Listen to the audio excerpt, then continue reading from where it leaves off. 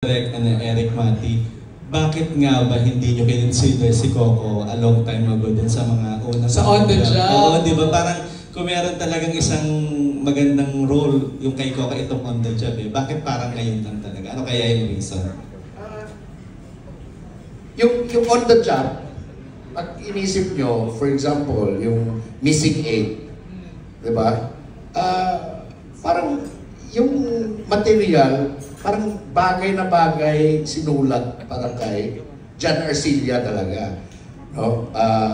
Medyo malapit na mag-retire na journalist, pero utusan ng mayor ng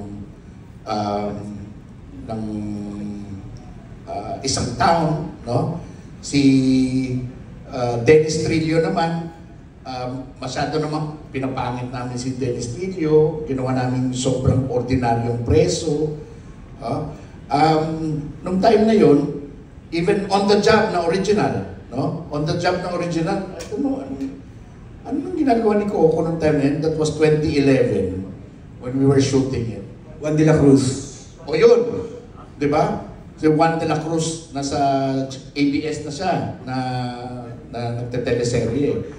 2011, we had Piolo, but it was through Star Cinema, no? The casting, we picked actors. Si Piolo was suggested by Star Cinema, and then Gerald. No? Originally may John Lloyd pa nga, pero John Lloyd just got one more chance na sobrang lakas. So ayaw na nila ibigay sa Hitman.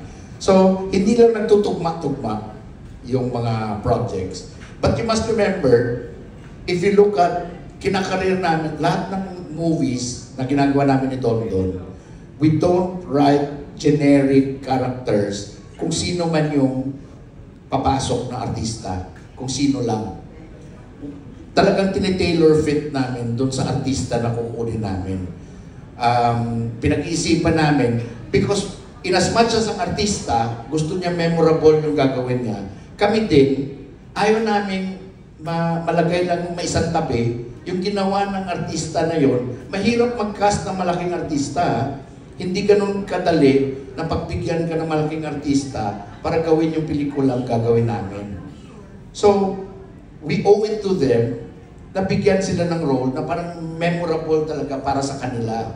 I remember na medyo nagkamali pa nga ako. Sa Honor Thy Father, lintik na sisi na pinagdaanan ko kasi gusto ko makita si John Lloyd na hindi pa cute.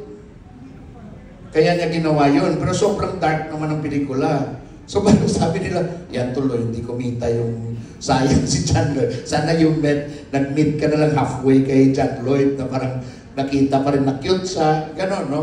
But I feel na yun yung gusto ko makita kay John Lloyd na gawin at that time. No? So with Coco, knowing his filmography, and I've seen most of his films, almost all. No? Napanood ko Kinatay, napanood ko lahat, even the ones on Netflix na ni-release in the last 2-3 years. Napanood ko yun.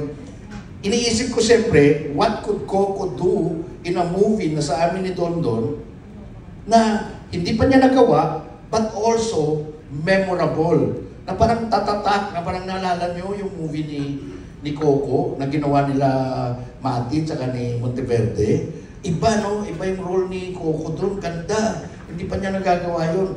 Iyon yung parang alaga na gusto namin sa artista. Kasi ayaw namin na parang kahit anong script, o yan, bagay, pwede ka naman dyan, lagyan ka lang namin bigote, lagyan na namin mahabang buhok. Diba? We go out of our way to make sure that the character is something that na pwede nilang, that they can take a bite of, diba? And enjoy, nguyain, diba? Yung role. Hindi